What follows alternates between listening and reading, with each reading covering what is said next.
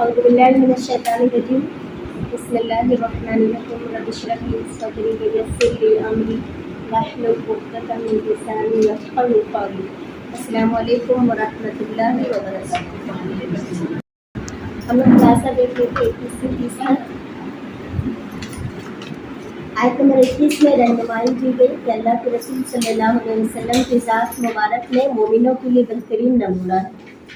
آپ صلی اللہ علیہ وسلم واحد رسول ہیں جن کی سیرت پوری طرح سے محفوظ اور قابل اتباع ہے.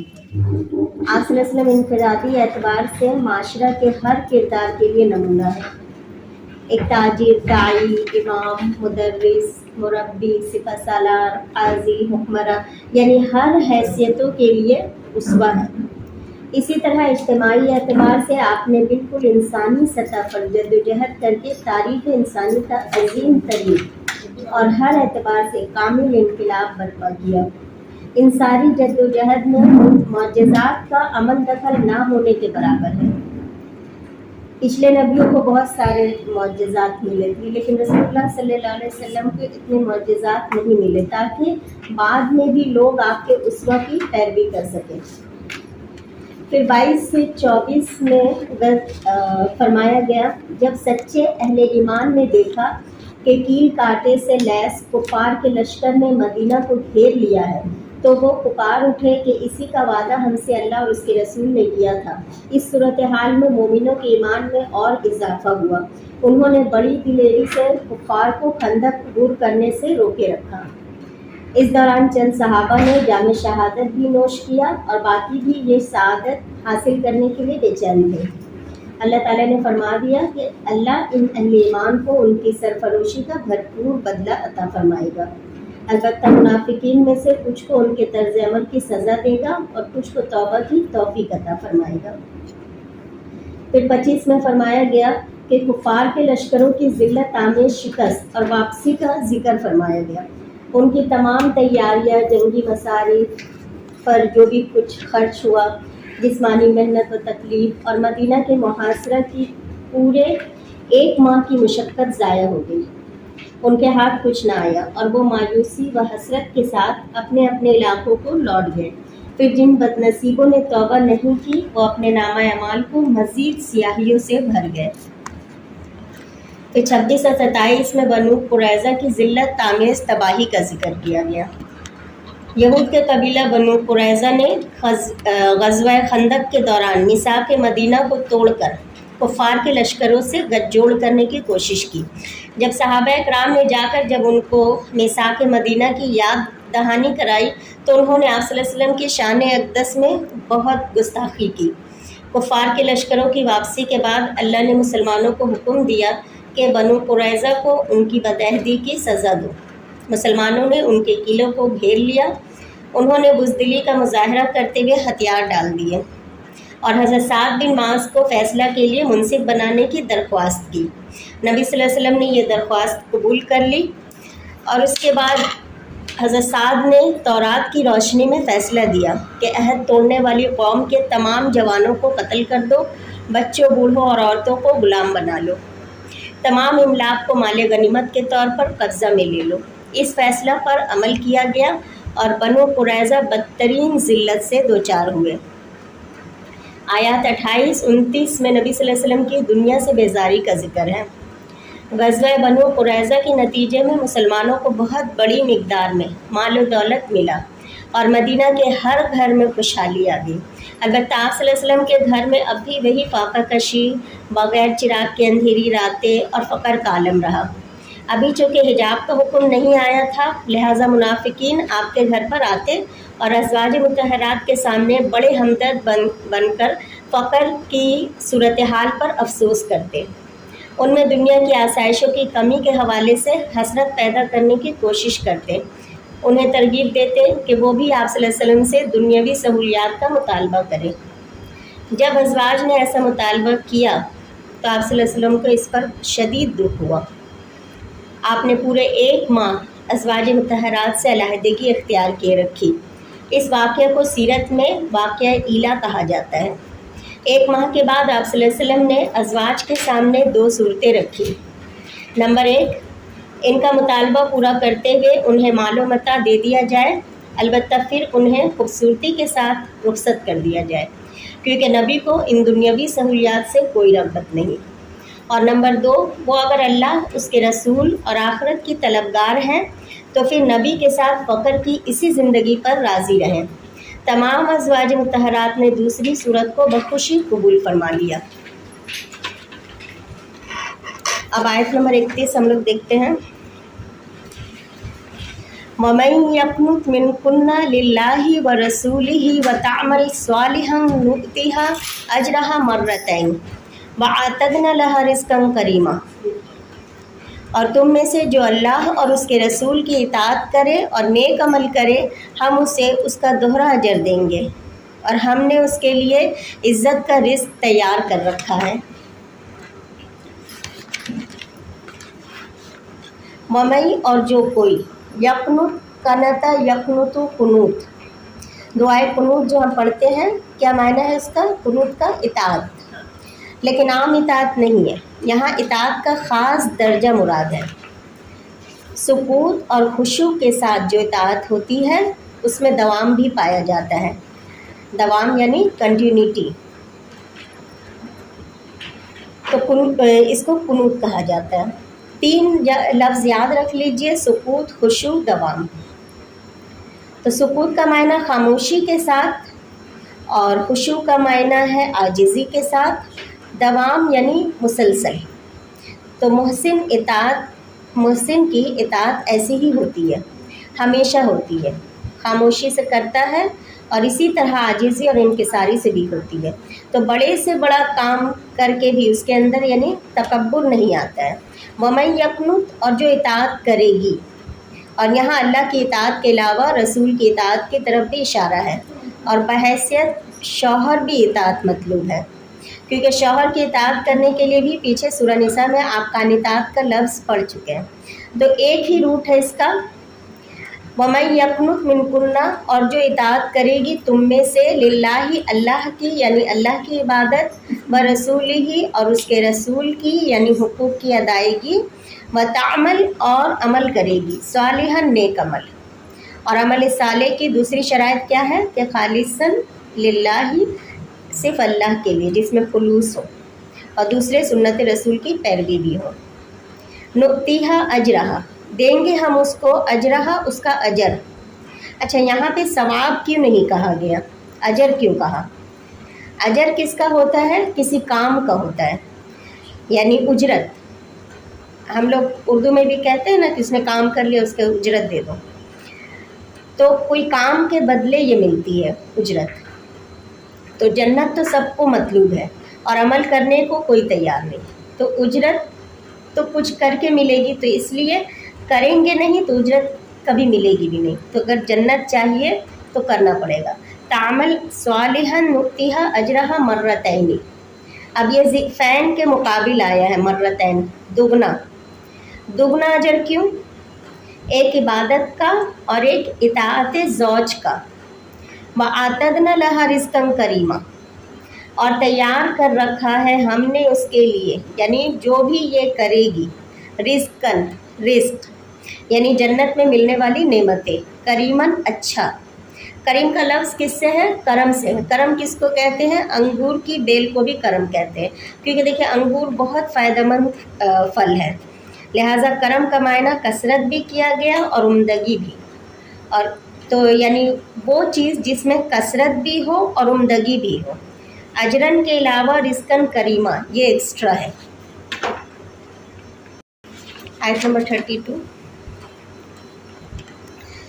یا نساء النبی لستن کاحد من النساء ان اتقیتن فلا تخضعن بالقول فیطمع الذی فی قلبہ مرض وقلن قولا معروفا۔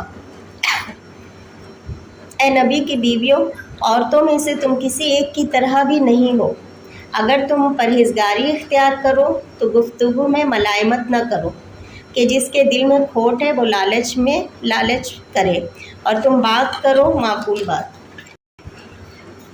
پھر فرمایا گیا یا نساء نبی، اے نبی کی بیویوں، لستن، نہیں تم ہو، یہ لیسا سے ہے، لستنا کا احدن مانند کسی ایک کے بھی، احدہ کا روٹ واو ہا دال ہے، وحدہ ہے وحدانیت اسی سے ہے، تو توحید بھی اسی سے آتا ہے۔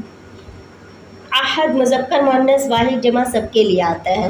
لستنا کا احدن کسی ایک کی طرح، من النسائی عورتوں میں سے، تم عورتوں میں سے کسی بھی ایک عورت کی طرح نہیں، یعنی فضیلت میں، مقام میں، مرتبے میں تمہاری عزت، تمہارا درجہ، تمہارا مرتبہ سب سے بڑھ کر ہے۔ کیوں؟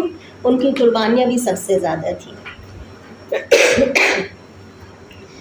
اور دیکھا جائے تو ان کا صبر بھی سب سے زیادہ تھا۔ اگرچہ ازواج مطہرات کے علاوہ کچھ اور خواتین بھی احادیث سے ملتی ہے، مثلا حضرت انس رضی اللہ عنہ کی روایت ہے، رسول اللہ صلی اللہ علیہ وسلم نے فرمایا سارے جہاں کی عورتوں سے تمہارے لیے یہ کافی ہے، مریم بنت عمران، خدیجہ بنت خویلد اور فاطمہ بنت محمد اور آسیہ فرعون کی بیوی۔ ایک اور روایت میں آتا ہے، بخاری و مسلم کی روایت ہے، آپ صلی اللہ علیہ وسلم نے فرمایا مردوں میں تو بہت کامل ہوئے مگر عورتوں میں آسیہ سوائے زوجہ فرعون اور مریم بنت عمران کی اور کوئی عورت کامل نہیں ہوئی، یعنی ماضی کی بات ہے یہ۔ اور عائشہ کی فضیلت عورتوں پر ایسی ہے جیسے دوسرے کھانوں پر سرید کی فضیلت ہے۔ اور حضرت خدیجہ کی بات بھی حدیث سے پتہ چلتی ہے، تو اس سے کیا پتہ چلتا ہے کہ ازواج مطہرات سے پہلے یہ خواتین بھی بلند مرتبہ میں تھیں، اور اپنے اپنے دور میں، جیسے حضرت موسیٰ علیہ السلام کے دور میں حضرت آسیہ کی اہمیت، حضرت عیسیٰ علیہ السلام کے دور میں ان کی والدہ مریم کی اہمیت، یعنی وہ اپنے خاص دور کے اعتبار سے بلند مرتبے پر ہے۔ اور اس کے بعد اس وقت یعنی اسلام سے پہلے جب مدینہ ہجرت نہیں کیے تھے تو حضرت خدیجہ زندہ تھی، ان کے بارے میں یہ آیات نازل ہوئی۔ تو اللہ نے جنت میں موتیوں کے محل کی بشارت کس کو دی؟ خدیجہ رضی اللہ عنہا کو۔ تو اپنی جگہ حضرت فاطمہ کی فضیلت بھی اپنی جگہ ہے، ساری ازواج مطہرات کی فضیلت اپنی جگہ ہے۔ یہاں پہ اللہ تعالیٰ فرما رہے یا نساء نبی لستن کا احد من النساء، اے نبی کی بیویوں تم عام عورتوں میں سے کسی کی طرح نہیں ہو، لیکن یہ بھی مشروط ہے، کب؟ ان اتقیتن، اگر تم نے تقوی اختیار کیا، کیونکہ اصل فضیلت کسی کی بھی کس کے ساتھ ہے؟ تقوی کے ساتھ ہے۔ آپ دیکھیے گا سورہ احزاب میں ہر آیت کو آپ جو خندق ہے نا، خندق سے ریلیٹ کر لیجئے گا کہ خندق کھودنا کتنا ضروری ہے۔ جیسے اب اپنے دلوں میں بھی خندق کھود لو، کس چیز کی؟ تقوی کی، کیونکہ پھر شیطان جو ہے ایک تو باہری دشمن سے خندق بچا رہا ہے، تو تمہارے دل میں اگر تقوی کی خندق کھد جائے گی تو شیطان سے بچاؤ ہو سکے گا۔ تو یہاں پہ بار بار اللہ تعالیٰ تقوی کا ذکر کریں گے، جیسے کہ سورہ حجرات میں بھی آتا ہے ان اکرمکم عند اللہ اتقاکم، بے شک تم سب سے زیادہ معزز محترم کون ہے؟ جو سب سے زیادہ متقی ہے، یعنی اللہ کے نزدیک۔ تو ازواج مطہرات کا مقام و مرتبہ زیادہ بڑا ہے، لیکن مزید تاکید کے لیے کیا کہا گیا؟ جب تک تمہارے اندر تقوی ہے، اللہ کا ڈر ہے، فلا تخضعن بالقول، تو نہ تم نرمی سے بات کرنا۔ تخضعن کا لفظ خضع سے ہے، یہ لفظ خضوع سے ہے۔ خضوع کہتے ہیں عاجزی کو، خشوع اور خضوع دب کے رہنا۔ خضعوا کا مطلب ہوتا ہے نرم گفتگو کرنا، بالقولی بات کے ساتھ، اور گفتگو کس سے؟ یہاں مردوں سے، یعنی جب تم مردوں سے گفتگو کرو تو اپنی گفتگو میں نرمی اختیار نہ کرنا۔ اصل بات یہ ہے کہ ازواج مطہرات سے ہر طرح کے لوگوں کو مختلف کاموں کے لیے واسطہ پڑتا رہتا تھا۔ صحابہ کرام اور دیگر لوگ آتے رہتے تھے اپنے مسائل یا اپنے کاموں کے سلسلے میں آپ سے مشورہ کرنے کے لیے۔ اور ہمیں پتہ ہے کہ مدینہ کے رہنے والوں میں منافقین بھی تھے، تو کہا گیا کہ تم محتاط ہو کر بات کرنا، ورنہ کیا ہوگا؟ فیطمع، خواہش کرے گا، یعنی لالچ کرے گا۔ طمع کا لفظی معنی لالچ کرنا، خواہش کرنا۔ الذی، وہ جو، فی قلبہ اس کے دل میں مرض بیماری ہے، اور عام طور پر یہ لفظ کس کے لیے آتا ہے قرآن میں؟ منافق کے لیے، فی قلوبہم مرض۔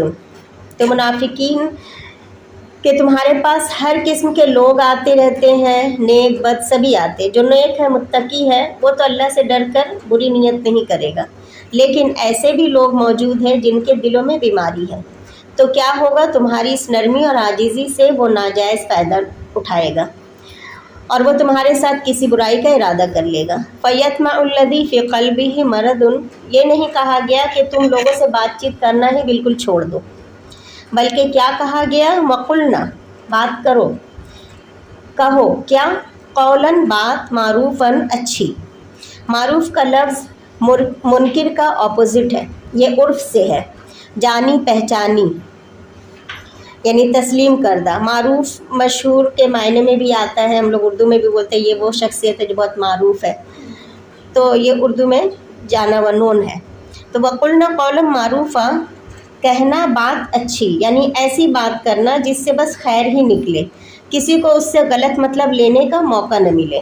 نہ مردوں کو کہا اور نہ ازواج کو کہا کہ بالکل بات مت کرو، بلکہ حدود بتا دی گئی، کیونکہ اگر یہ کہہ دیا جاتا کہ بالکل بات مت کرو تو یہ امت جو ہے بہت بڑی خیر سے محروم ہو جاتی، کیونکہ آپ صلی اللہ علیہ وسلم کے بعد آپ کے پیغام کو لے کر ایکولی آگے بڑھی تھی ازواج مطہرات۔ جیسے مرد حضرات نے اپنے کام کیے ویسے ہی عورتوں نے دین کی تبلیغ کی۔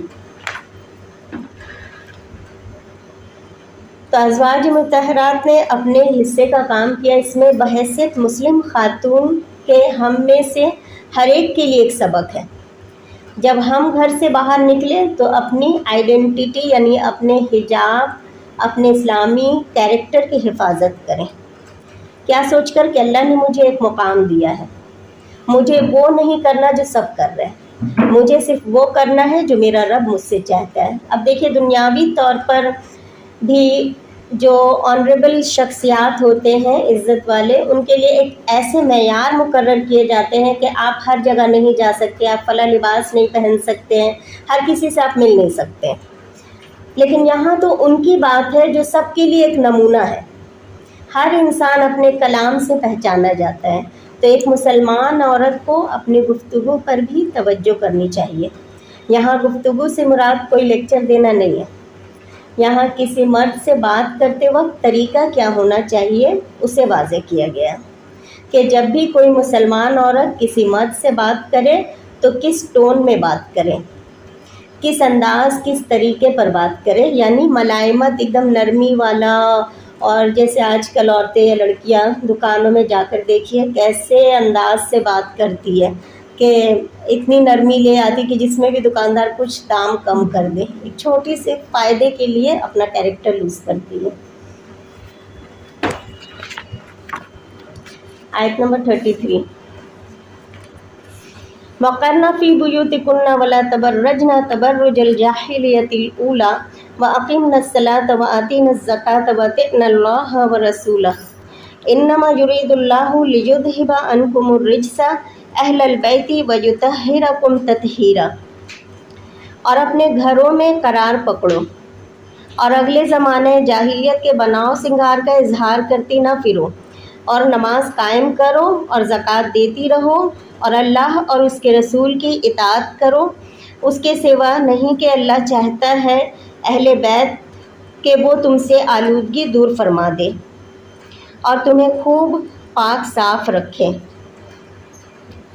وَقَرْنَ فِي بُيُوتِكُنَّ، اور قرار پکڑو یا وقار سے رہو، کرنا کا یا قرار سے ہے یا وقار سے ہے۔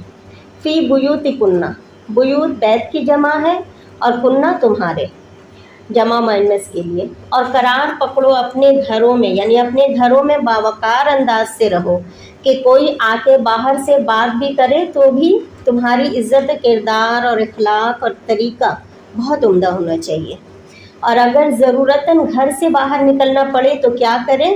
ولا تبرجنا، اور نہ تم اظہار زینت کرنا، تبرج الجاہلیت اولا، پہلی جاہلیت کا اظہار زینت، تبرج کا لفظ باراجم سے ہے، बरीजा का मायना होता है खाता पीता होना, यानी खाने पीने, एक इंसान बहुत अच्छा ग़िज़ा खाता है तो खाने पीने का नतीजा क्या होता है कि इंसान नुमाया होने लगता है, सबकी नज़र में आता है। जब कमज़ोर होता है तो उसे नोटिसबल नहीं किया जाता, उसको कोई देखता भी नहीं है, मगर जब खाने पीने लगता है तो बहुत अच्छा लगने लगता है। तो ये हुआ बरीजा का मायना, खाता पीता होना। और बरजा का मायना ज़ाहिर होना, बुलंद होना। इसी से फिर लफ्ज़ तबर्रुज निकला है, यानी अजनबियों के सामने आरास्ता होकर निकलना, खुद को नुमाया करना, ये है बरीजा। बरज कहते हैं खूबसूरत, नुमाया, रोशन को। बुर्ज कहते हैं बुलंद, चमकती दमकती इमारत को जो दूर से नुमाया हो। इसी रूट से नाम भी होते हैं, बिरजीज और भी बहुत सारा नाम है। यानी इसका लुबलबाग ये है कि तबर्रुज का लफ्ज़ बिड से बना है। बुर्ज मीनार को कहते हैं जो दूर से नज़र आता है।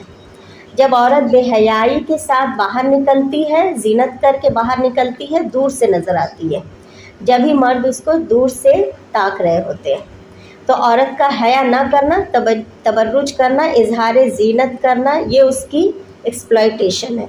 हकीकत में ये औरत किरदार की असल खूबी नहीं है, औरत की किरदार की खूबी नहीं होती है। तो इससे उलमा कहते हैं कि यहाँ से ये इजाज़त भी निकलती है कि औरतों को घर से बाहर निकलने की इजाज़त है, जब ही तो पर्दे के अहकामात दिए गए। अगर घर से बाहर नहीं निकलना होता तो फिर पर्दे के अहकामात क्यों दिए जाते। तो पर्दा किस चीज़ का होता है? औरतें घर से बाहर निकल सकती हैं, नौकरी भी कर सकती हैं, लेकिन क्या करना है, अल्लाह की हुदूद ना टूटे। ऐसे प्रोफेशन अडॉप्ट करें कि अल्लाह की हुदूद ना टूटे। और एक चीज़ का और ख़याल रखें कि साथ साथ अपने घर को नेगलेक्ट करके ना निकले। ऐसा ना हो कि आप निकली हैं दीनी तालीम हासिल करने के लिए या दीन की तालीम देने के लिए, आप निकल गई नौकरी करने या पैसा कमाने के लिए, और घर का निज़ाम दरहम बरहम हो रहा है, तो भी ये अल्लाह की दी हुई नेमतों का शुक्र नहीं होगा। तो यहाँ पे तबर्रुज करने से मना किया गया है। वला तबर्रजना, तो क्या क्या मायना होगा? ज़ाहिर ना करो, नुमाया ना करो, बुलंद ना करो, यानी चमको नहीं। तो औरत अपने महासिन को नुमाया ना करे, यानी खुद को ब्यूटीफाई करके अपने ज़ेबो ज़ीनत को वाज़े करके ना दिखाए। अब महासिन कौन कौन से हैं औरत के? पिछले हम लोग सूरह नूर में पूरा डिटेल में पढ़ चुके हैं। चेहरे का मेकअप है, आईब्रो है, आई लैशेज़ है, होठों पे लगाना, लिपस्टिक वगैरह, बाल, सीना, यानी पहली जाहिलियत के लोग जैसा करते थे। जाहिलियत जहल से है, नादानी को कहते हैं, और ये इस्लाम के ऑपोजिट के लिए आता है, क्योंकि इस्लाम नाम है इल्म का, और इस्लाम से पहले का जो दौर है जिसमें लोगों के पास कोई इल्म नहीं थी, उसको कहा जाता है ज़माना जाहिलियत। तो इस्लाम से पहले जाहिली दौर में जिस तरह औरतें अपने आप को बाहर निकलते वक्त नुमाया करती थी, अपने महासिन को तुम दिखाया करती थी, तुम वैसे नहीं करोगी, ऐसे घर से नहीं निकलोगी। घर में बावकार अंदाज से रहो और घर से निकलते वक्त अपने महासिन को जाहिर ना करो। इसका ये मतलब नहीं कि औरत घर में सज धज नहीं सकती है, बिल्कुल कर सकती है, औरतों में इसमें कोई कबाहत नहीं है, और मर्दों के सामने उसको नुमाया ना करें। मुफस्सिरीन कहते हैं मर्दों के बीच घूमना फिरना या उस अंदाज से चलना फिरना कि सब नोटिस करें, यानी सर में आंचल लेती हैं तो आंचल पीछे डाल देना, ये सब नहीं होना चाहिए। गले के ज़ेवरात नुमाया नहीं होना चाहिए। सूरह नूर जो है सूरह अहज़ाब के बाद नाजिल हुई है, और सूरह नूर में तफसीलात बयान हुई है। तो वहाँ क्या कहा गया था? यहाँ पे सूरह अहज़ाब में कहा जा रहा है वला तबर्रुजना, और वहाँ कहा गया था वल यदरिबना बिखुमूरिहिन्ना अला जुयूबिहिन्ना। तो यहाँ तबर्रुज से मना किया गया, वहाँ ढाँपने का हुक्म दिया गया था। इब्न कसीर फरमाते हैं कि औरत मर्दों में इस तरह निकलती कि उसका सीना खुला होता और उसके ऊपर कुछ ना होता, यानी कमीज़ के ऊपर दुपट्टा नहीं लेती थी। तो अल्लाह ताला ने अज़वाज मुतहरात को ये हुक्म दिया ताकि आम औरतें भी फिर अज़वाज मुतहरात को अपना नमूना बना सके। तो वला तबर्रुजना तबर्रुजल जाहिलियतिल ऊला व अक़िमना सलाता, और नमाज कायम करना। वआतिना ज़काता, और ज़कात देना, वातिअना अल्लाह व रसूलहु, और इताअत करना अल्लाह और उसके रसूल की। अब यहाँ देखिए कि वक़रना फ़ी बुयूतिकुन्ना वला तबर्रुजना की बात किससे पहले आ रही है? नमाज और ज़कात से। बहुत से लोग पूछते हैं कि क्या हिजाब फ़र्ज़ है, ज़रूरी है? अब यहाँ अज़वाज मुतहरात को कहा जा रहा है नमाज और ज़कात से पहले। इसका ये मतलब नहीं कि नमाज और ज़कात की अहमियत नहीं है, तो फ़र्ज़ है, लेकिन अगर एक ही जुमले में, एक ही आयत में फ़राइज़ का भी ज़िक्र है और उसी सतर में बाकी हुक्म भी मौजूद है, तो ये आप कैसे कह सकते हैं कि जिसका ज़िक्र पहले आया है उसको हम मुस्तहब बना लें और जिसका ज़िक्र बाद में आया वो फ़र्ज़ है? जब वो पहले आया तो वो भी फ़र्ज़ है। तो इन्नमा युरीदुल्लाहु, बेशक अल्लाह इरादा रखता है किस बात का? लियुद्हिबा अनकुम, ताकि ले जाए तुमसे, अर्रिज्सा, गंदगी को, और रिज्स से मुराद हर शैतानी अमल है, गुनाह है जो अल्लाह को नापसंद हो। अल्लाह चाहता है कि तुमसे रिज्स यानी गुनाह के काम यानी नापसंदीदा चीज़ें दूर कर दें। अहलल बैत, अहले बैत, अज़वाज मुतहरात, वयुतहिरकुम, और वो पाक कर दे तुमको, ततहीरा, पूरी तरह पाक करना। किससे पाक करना? गुनाहों से, शैतानी नजासतों से। यानी अल्लाह तुमको उन बातों का हुक्म क्यों दे रहा है? ताकि तुम एक पाकीज़ा ज़िंदगी बसर करो। तो बुनियादी तौर पर जो अहकामात इस आयत में मिलते हैं वो क्या है? अज़वाज मुतहरात के लिए घरों में वक़ार के अंदाज से रहना या घरों में ही रहने का, लेकिन उसका ये मतलब नहीं कि वो घर से निकल नहीं सकती, वो ज़रूरत के साथ घर से निकल सकती है, जैसा कि बुखारी की हदीस में है कि रसूलुल्लाह सल्लल्लाहु अलैहि वसल्लम ने फरमाया, अल्लाह ने तुम्हें अपनी ज़रूरियात के लिए घर से निकलने की इजाज़त दी है। तो नबी सल्लल्लाहु अलैहि वसल्लम की वफ़ात के बाद भी हज़रत सौदा और हज़रत ज़ैनब के अलावा बाकी अज़वाज हज और उम्रे के लिए निकला करती थी, और ये सारा इंतज़ाम कौन करते थे? हज़रत उमर करते थे, और उनके साथ भेजते थे हज़रत अली को या अब्दुर्रहमान बिन औफ़ को भेजा करते थे। और हदीसों में तो यहाँ तक आता है कि अज़वाज मुतहरात का सारा ख़र्चा रसूलुल्लाह सल्लल्लाहु अलैहि वसल्लम के बाद अब्दुर्रहमान बिन औफ़ उठाया करते थे। तो आम औरतों के लिए भी यही हुक्म है। दूसरा जो हुक्म मिलता है दौर जाहिलियत यानी दौर इस्लाम से अलग होता है, यानी जब इस्लाम की रोशनी नहीं थी तब जो कुछ लोग करते थे उसमें जो कबाहतें थी उससे बचकर रहना, और फिर फ़रीज़े की अदायगी, नमाज और ज़कात, और अमूमी तौर पर अल्लाह और रसूल की इताअत का हुक्म है। अब जहाँ भी डूज़ एंड डोंट्स की बात होती है ना, वहाँ इंसान को एक पाबंदी सी लगने लगती है। तो इन पाबंदियों के बाद वजह भी बता दी गई, यानी लॉजिक भी बता दिया गया कि अल्लाह मुश्किल में नहीं डालना चाहता। अल्लाह तो नबी के घर वालों को हर तरह की ख़राबियों से पाक करना चाहता है, और इसलिए भी ख़ास तौर पर कि वो बाकी औरतों के लिए क्या है? उसवा है, क्योंकि नबी सल्लल्लाहु अलैहि वसल्लम हर चीज़ के लिए उसवा थे, मर्द औरत सब के लिए, लेकिन ख़ास नुस्वानी जो बातें थी वो तो नबी सल्लल्लाहु अलैहि वसल्लम नहीं दे उसवा बन सकते ना उसमें, या मियाँ बीवी के जो भी बात है या औरतों की जो नुस्वानी बातें हैं, तो वो हमें कहाँ से मिली? उनके अज़वाज मुतहरात से, तो वो औरतों के लिए उसवा है। तो बाज़ लोग अहले बैत से मुराद हज़रत अली, हज़रत फ़ातिमा और हसन और हुसैन को ही लेते हैं, और अज़वाज मुतहरात को इसमें शामिल नहीं करते, जबकि कोई भी घर बीवी के बग़ैर घर नहीं बनता है। तो अहल मतलब क्या होता है? वाले, बैत मतलब घर यानी घर वाले। आम तौर पे मर्द क्या कहते? मेरी घर वाली है, तो कहाँ से वो घर वाली नहीं हुई? तो कुरान में भी देखिए जहाँ आता है हज़रत इब्राहीम अलैहिस्सलाम के बारे में, जब आता है हज़रत सारा के बारे में, तो अहले बैत कहा जाता है, फ़रिश्ते आके अहले बैत कहते हैं, जबकि उनके कोई बच्चे नहीं थे। तो अहले बैत से मुराद हकीकत में तो अज़वाज मुतहरात ही है। हाँ, हज़रत फ़ातिमा, हज़रत अली और हज़रत हसन हुसैन को रसूलुल्लाह सल्लल्लाहु अलैहि वसल्लम ने एक हदीस में ख़ुद कहा कि ये है मेरे अहले बैत, तो वो भी है।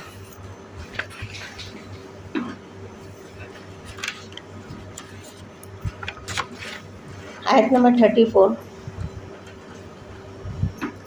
उज़कुरना मा युतला फ़ी बुयूतिकुन्ना मिन आयातिल्लाहि वल हिक्मा इन्नल्लाह काना लतीफ़न खबीरा। और तुम याद रखो जो तुम्हारे घरों में अल्लाह की आयतें और हिकमत और दानाई की बातें पढ़ी जाती हैं, बेशक अल्लाह बारीक बिन बाखबर है। वज़कुरना और याद रखना, ज़िक्र के दो मायने हैं। किस बात को याद रखना? भूलने न देना, यानी दूसरी भूली हुई कोई बात को याद कराना। और नंबर 2 क्या है? बयान करने के मायने में आता है उज़कुरना। एक तो भूली हुई बात याद रखना और दूसरा बयान करना, तो दूसरों के सामने भी बयान करना, याद दहानी के लिए भी आता है और बयान करने के लिए भी।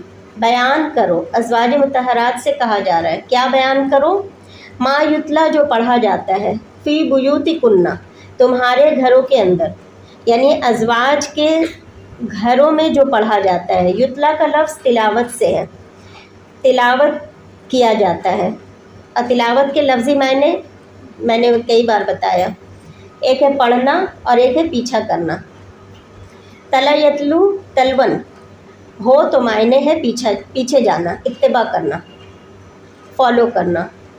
और तिलावतन मायना है, अगर तिलावतन है तो मायना है पढ़ना। लेकिन तिलावत का लफ्ज़ सिर्फ़ इल्हामी किताबों को पढ़ने के लिए आता है, आम किताबों को पढ़ने के लिए तिलावत का लफ्ज़ नहीं आता है। मा युतला फ़ी बुयूतिकुन्ना, जो पढ़ा जाता है तुम्हारे घरों में। क्या पढ़ते थे? कुरान, और खुसूसन तहज्जुद के वक्त में, क्योंकि बेहतरीन तिलावत नमाज की तिलावत है और नमाज के अलावा भी। मिन आयातिल्लाहि वल हिक्मा, अल्लाह की आयतें और हिकमत की बातें। हिकमत की बातों से मुराद आप सल्लल्लाहु अलैहि वसल्लम की बातें भी, यानी अहादीस है।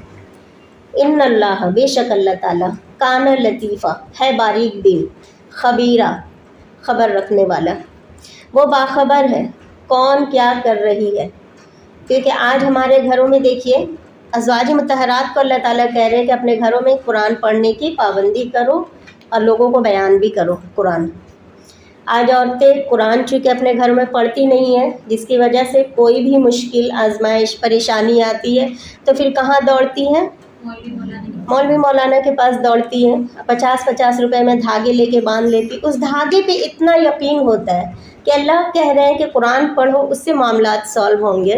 अब वो धागे पे यकीन करके मौलाना साहब को 50 रुपये दे के वो अपना मामला सॉल्व करा लेती है।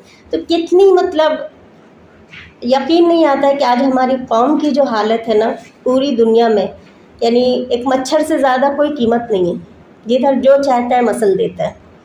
यही वजह है कि ईमान की इतनी कमज़ोरी आ गई हमारे अंदर। तो कहा जा रहा है कि अपने घरों में जो तिलावत करती हो उसको दूसरों को भी बयान करो, यानी पढ़ने पढ़ाने का काम सिर्फ मर्दों के लिए नहीं है।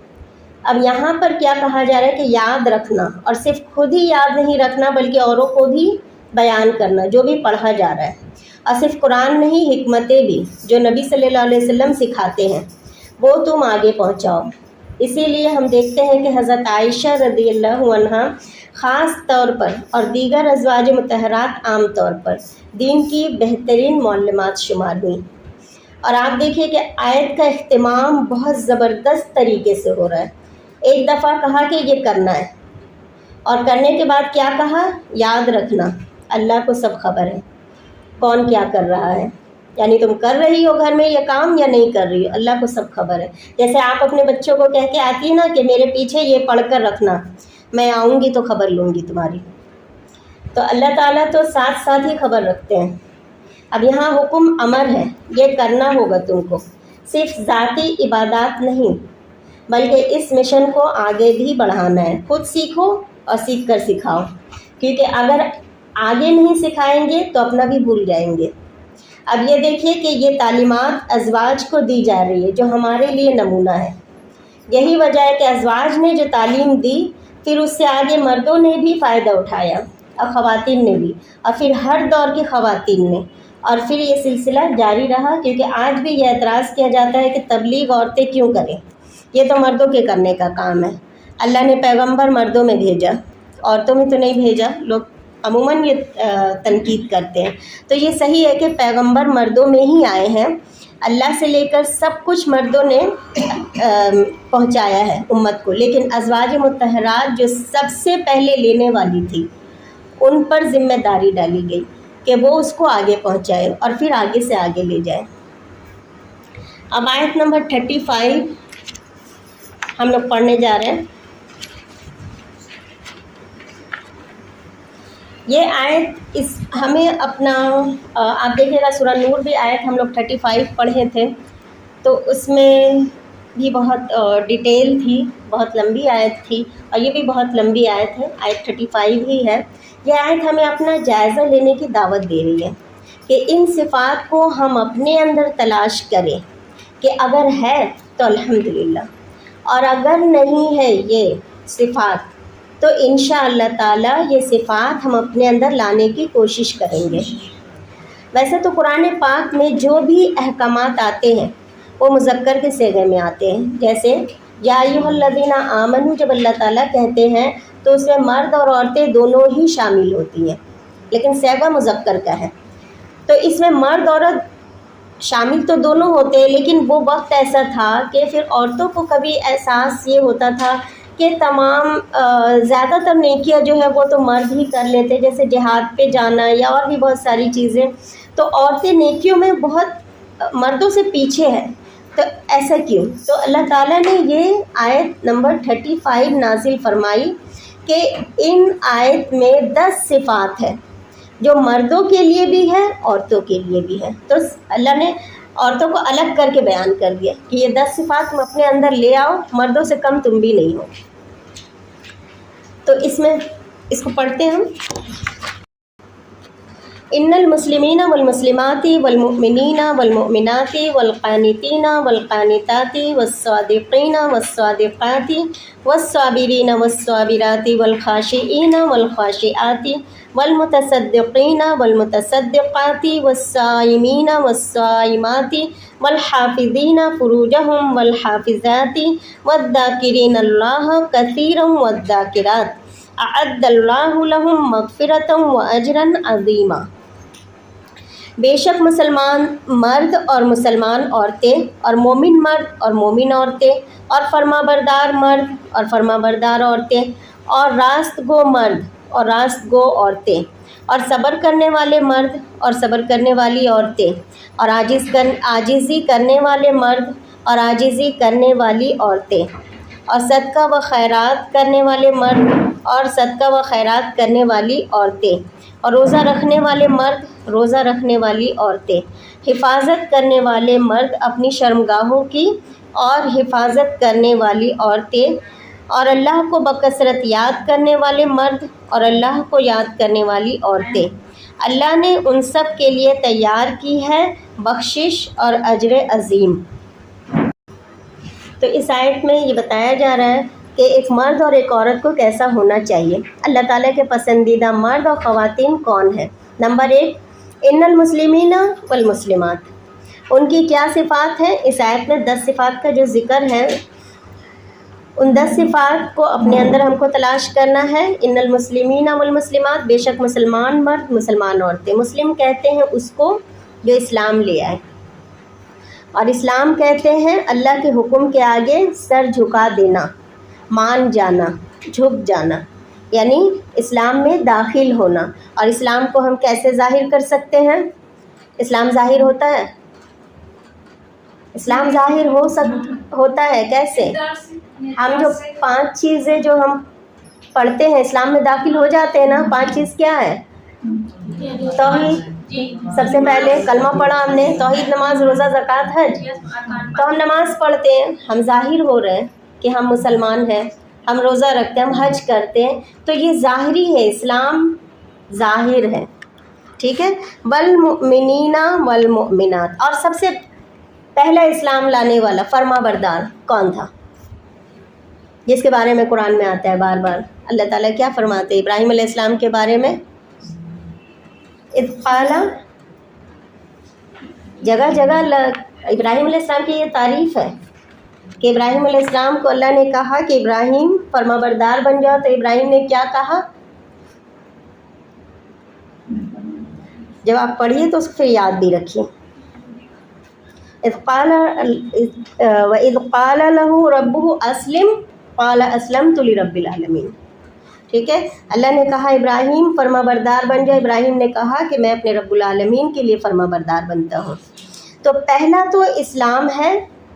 اس کے بعد آپ کا اسلام جتنا جتنا اسٹرانگ ہوتا جائے گا، آپ کا نماز، آپ کا روزہ، آپ کا زکوٰۃ، آپ کا حج جتنا اسٹرانگ ہوتا جائے گا، آپ کا ایمان اتنا بڑھتا جائے گا. تو دوسری صفت اللہ نے کیا بیان کی؟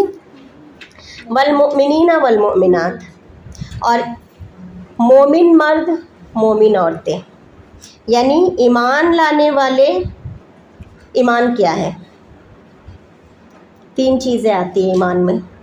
نمبر 1 تصدیق بالقلب، تصدیق قلب. نمبر 2 اقرار باللسان، عمل بالجوارح، دل سے یقین کرنا، زبان سے اقرار کرنا اور عمل سے ثابت کرنا. تو جب انسان اسلام لے آتا ہے، اس کے مطابق عمل شروع کر دیتا ہے، تو اس کے اندر دوسری صفت کیا آتی ہے؟ ایمان ڈیولپ ہونا شروع ہو جاتا ہے. پہلے اسلام پھر ایمان. اسلام پر عمل جتنا بڑھتا جائے گا، ایمان اتنا اسٹرانگ ہوتا جائے گا. اسلام نظر آنے والی چیز ہے، توحید، نماز، روزہ، زکوٰۃ، حج. دل کی کیفیت بدلنے کا نام ہے ایمان. یعنی ایمان میں کتنی چیزیں آتی ہیں؟ آمنت باللہ وملائکتہ وکتبہ ورسلہ والیوم الآخر والقدر خیرہ وشرہ من اللہ تعالی والبعث بعد الموت. مومن ان ساری چیزوں پر ایمان رکھتا ہے. تو اسلام ظاہر، ایمان باطن. اسلام لانا آسان ہے، مومن بننا مشکل ہے. مومن کب بنتا ہے؟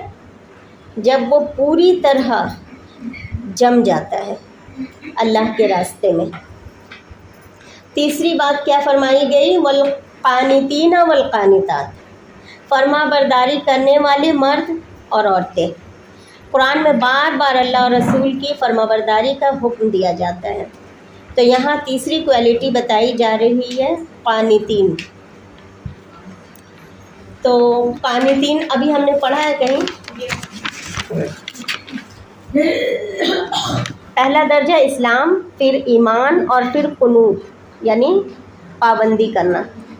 قنوت میں 3 لفظ یاد رکھیں: سکوت، خشوع، دوام.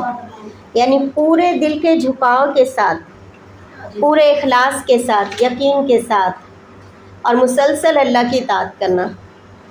قنوت ایسی عبادت ہے جو ہر حال میں، ہر طریقے پر اللہ ہی کا بن کر رہنا ہے. کچھ لوگ عام حالات میں تو بہت اچھے بن جاتے ہیں، یعنی کوئی شادی بیاہ ہو تو ساری حدیں پار کر لیتے ہیں. وہ سمجھتے ہیں کہ ان دنوں کے لیے اسلام کے حکم جو ہے وہ بین ہو گئے. قنوت میں ہمیشگی ہے. بعض لوگ خوشی میں اطاعت کر لیتے ہیں، لیکن غم کا موقع آئے تو بھول جاتے ہیں سب کچھ. تو یہاں پہ کہا جا رہا ہے کہ ہر موقع پر ہمیشہ ساری کائنات جو ہے وہ قانتین ہے. یہ سورج، چاند، ستارے کوئی بریک لیتے ہیں؟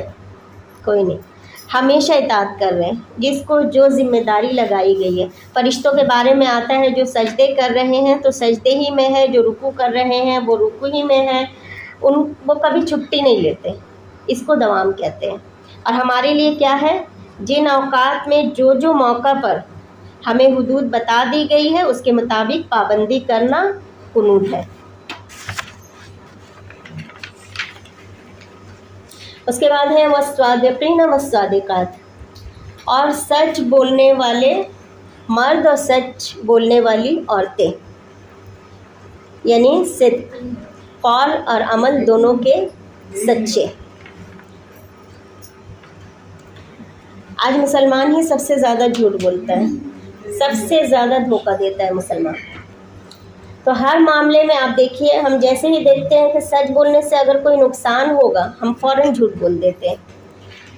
کچھ لوگ تو اس طریقے سے جھوٹ بولتے ہیں کہ سچ بولنے والا کنفیوز ہو جاتا ہے کہ کہیں وہی سچا تو نہیں. آج کا یہی دور ہے. تو ہمیشہ جو بھی زندگی میں جو بھی مشکلات آ جائے، سچ کا دامن کبھی نہیں چھوڑنا چاہیے، ورنہ ان 10 صفات سے ہم خارج ہو جائیں گے. جیسے کہ بہت اہم مثال ملتی ہے، ہم لوگ سیرت کی کتاب میں پڑھ چکے ہیں کہ جنگ تبوک کے موقع پر 3 صحابی تھے جو جنگ میں جانے سے پیچھے رہ گئے تھے. وہ 3 صحابی کون تھے؟ کعب بن مالک، مرارہ بن ربیع اور ہلال بن امیہ. تو یہ کیوں پیچھے رہ گئے تھے یہ 3 صحابی؟ کہ اس وقت تھوڑی سی سستی میں آ گئے تھے. ان کے پاس سواری بہت تیز تھی. انہوں نے سوچا کہ ہماری سواری تو اتنی تیز ہے، ہم تو دوڑ کر جائیں گے تو اگر 3 دن بعد بھی نکلیں گے تو ہم قافلے کو پکڑ لیں گے، لشکر کو پکڑ لیں گے. تو اسی سستی میں وہ لوگ رہ گئے تھے. جب رسول اللہ صلی اللہ علیہ وسلم واپس آئے تھے جنگ سے تو یہ لوگ بھی گئے تھے. اور منافقین کیسے جا جا کر جھوٹی جھوٹی باتیں کہہ رہے، میری بیوی بیمار تھی، میری یہ ہو گیا تھا، وہ ہو گیا تھا، جھوٹی بہانے کر رہے تھے. لیکن یہ تینوں صحابی نے کیا کہا کہ ان دنوں جتنا ہم لوگوں کے پاس مال کی فراوانی تھی کسی اور دن نہیں تھی. ہمارے جانور بھی بہت اچھے تھے، صرف سستی کی وجہ سے ہم رہ گئے. یعنی وہ کہتے تھے کہ جھوٹ تو ان کی طرح ہم بھی بول سکتے ہیں، آپ سے معافی مل جائے گی، لیکن پھر مرنے کے بعد کیا ہوگا؟ آخرت میں تو معافی نہیں ملے گی. تو پھر ان کو اس سچ بولنے کی وجہ سے ان کو کیا سزا ملی تھی؟ ان کا بائیکاٹ کر دیا گیا تھا. کتنے دن؟ 1-2 دن نہیں، 50 دن کا بائیکاٹ. رسول اللہ صلی اللہ علیہ وسلم نے یہاں تک کہ کوئی ان کو سلام بھی جا کے نہ کرے، سب کوئی ان کو چھوڑ دے. ایک جگہ انہوں نے باندھ لیا تھا اپنے آپ کو. بیوی بھی ان کے پاس نہیں جا سکتی تھی، ان سے بات نہیں کر سکتی تھی. لیکن اس کے بعد کھانا پینا بس ان کو دے دیا جاتا، اور کسی طرح کھا لیتے تھے. کسی سے کوئی صحابی، کوئی انسان ان سے بات نہیں کرتا تھا. یہ تھی ان کی سزا. لیکن جب وہ سزا کاٹ چکے تو پھر اللہ تعالیٰ نے قرآن میں کتنی ان کی تعریف بھی کی، ان کو وہ انعام بھی ملا. اور آخرت میں وہ جو بلند ترین درجوں میں جو ہوں گے نا، یہی سچے لوگ ہوں گے. تو یہاں پہ اگر نقصان بھی ہوتا ہے تو کتنے دن؟ 50 دن کا انہوں نے تکلیف اٹھایا، لیکن ہمیشہ کی زندگی میں کیا ہوا؟ وہاں عذاب سہنے سے تو بچ گئے. وہ اصل کامیابی ہے. تو جو بھی حالات ہو، صبر. انسان کو جھوٹ کا سہارا کبھی نہیں لینا چاہیے. اس کے بعد 5ویں صفت کیا بتائی گئی؟ والصابرین والصابرات. صبر کرنے والے مرد اور صبر کرنے والی عورتیں. اور صبر کہتے ہیں اپنے آپ کو روک کر رکھنا، ہر حال میں استقامت. کس پر؟ اللہ کی اطاعت پر. مشکل ہو تو بھی، خوشی ہو تو بھی، خود کو اس کی اطاعت پر روک کر رکھنا. اطاعت پر بھی صبر ہوتا ہے اور گناہ کے چھوڑنے پر بھی صبر ہوتا ہے. غم اور دکھ پر بھی صبر ہوتا ہے، خوشی پر بھی صبر ہوتا ہے. اور ہم آج بہت سارے مسلمان کو آپ دیکھیے گا کہ صبر تو کر لیتے ہیں جب وقت آتا ہے. صبر کا لفظ سننے میں تو لگتا ہے بہت سمپل ہے، لیکن جو کرتا ہے صبر وہ جانتا ہے کہ یہ کتنی مشکل کا کام ہے صبر کرنا. بعض اوقات لوگ صبر بھی کر لیتے ہیں، لیکن پھر کبھی نہ کبھی، کہیں نہ کہیں ہم جتا ضرور دیتے ہیں کہ ہمارے ساتھ ایسے ایسے حالات پیش آئے، ایسی تکلیفیں آئی، میں نے تو صبر کیا. یعنی صبر کا دامن نہیں چھوڑا. صبر ایسے نہیں کیا جاتا.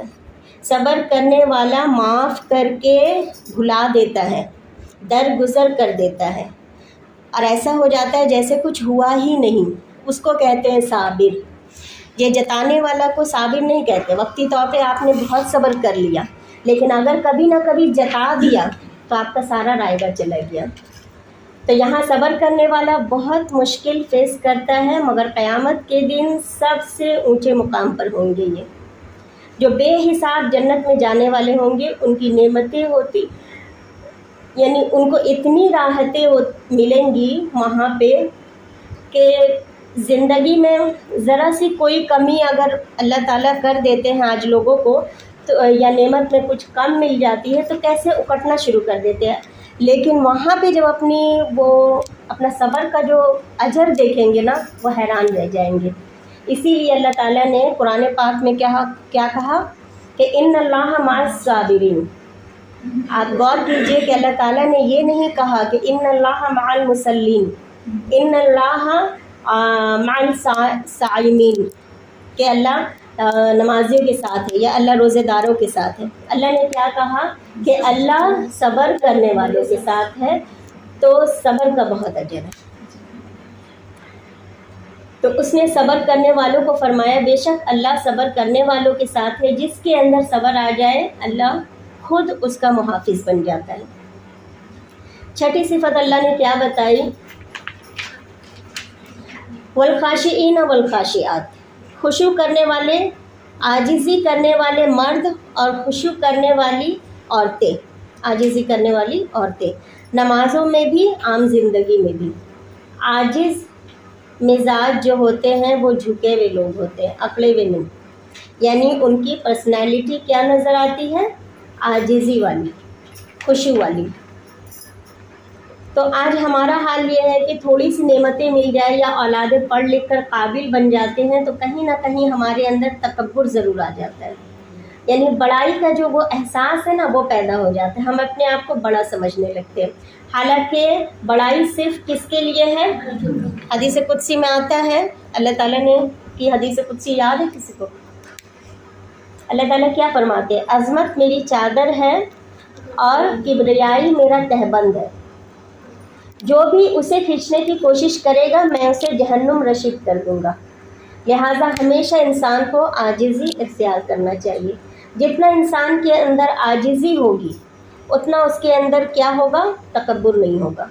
हमेशा उसको ये डर होता है कि कहीं मेरी ये नेमत मेरा रब मुझसे छीन न ले।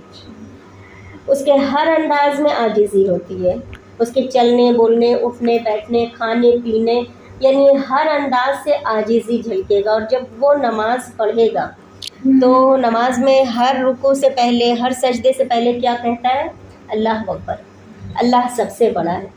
तो वो अल्लाह का एहसानमंद होता है इंसान कि मैं इतना गुनाहगार हूँ, फिर भी अल्लाह ने मुझे 5 वक्त अपने सामने खड़ा होने की तौफीक अता फरमाई। ये सबसे बड़ी आजिज़ी है कि आप नमाज जब पढ़ती, हम तो नमाज रोबोट की तरह पढ़ते हैं, हमारे नमाज में तो फीलिंग की कमी आ गई है, नमाज में लोगों के बारे में सोचते हैं, जबकि नमाज में जो आप पढ़ रही हैं उसका एहसास कीजिए कि आप क्या पढ़ रही हैं। तो यहाँ पे हम इसको एक बार देख लेते हैं कि अल्लाह ने क्या फरमाया इन 10 सिफात में।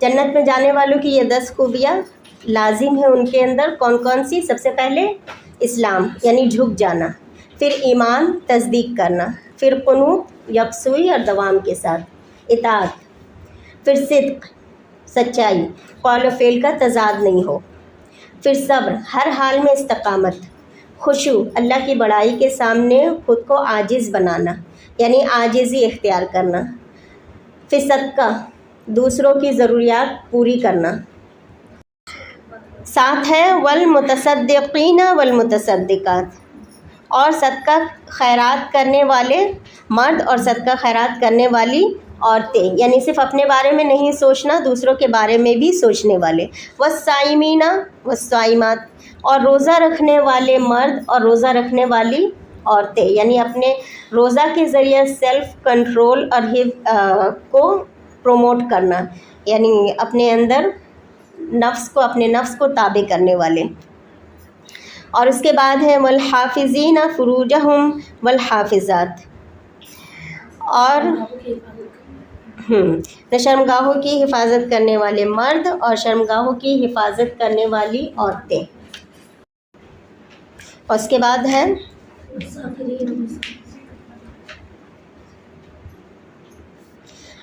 वल हाफिज़ाती वज़्ज़ाकिरीन अल्लाह कसीरन वज़्ज़ाकिरात, और अल्लाह को बकसरत याद करने वाले मर्द और अल्लाह को बकसरत याद करने वाली औरतें। अअद्दल्लाहु लहुम मग़फ़िरतन व अजरन अज़ीमा, और अल्लाह ने उन सब के लिए तैयार कर रखी है बख्शिश और अजर। और अल्लाह का ज़िक्र सुबह शाम दिल से ज़बान से करने वाले मर्द और करने वाली औरतें।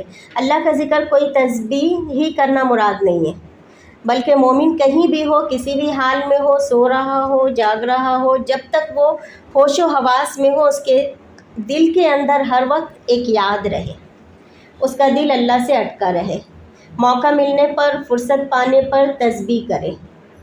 यानी आप देखिएगा कि ज़बान से तस्बीह करना बहुत ज़रूरी होता है। दिल में तो अल्लाह को याद आप रख रही हैं हर वक्त, لیکن زبان سے جب آپ تسبیح کرتے رہیے گا تو اگر آپ کے سامنے سے اگر کوئی بات بھی ہو گئی، آپ نے کچھ نیا دیکھ بھی لیا، تو جو آپ دل اور زبان سے جو تسبیح کر رہی تھی، تو جب آپ دنیا میں کھو گئی پھر آپ کی زبان ہل رہی ہے تو آپ کو یاد آ جائے گا ارے میں تو اللہ کی تسبیح کر رہی تھی، پھر دوبارہ سے آپ تسبیح کرنا شروع کر دیں گی۔ تو زبان سے کرنے کی بہت اہمیت ہے، اور خاص طور پر وہ دعائیں جو نبی صلی اللہ علیہ وسلم نے پڑھی اور ہمیں سکھائی۔ تو یہاں نماز کا الگ سے ذکر نہیں آیا، کیونکہ ذکر کی اعلیٰ ترین قسم کیا ہے؟ نماز، پھر قرآن، پھر تسبیحات، پھر استغفار، اور پھر باقی سب چیزیں اس میں آتی ہے۔ یعنی ہم کچھ بھی کر رہے ہوں ہمارا دل اللہ سے جڑا رہے، چاہے وہ گھر میں ہو، ہم آفس میں ہو، بازار میں ہو، ہر وقت اللہ سے جڑے رہیں۔ اب مثال کے طور پر کبھی آپ نے کسی انسان کو یاد کرتی ہیں تو کیا اس کا نام لے لے کر یاد کرتی ہیں؟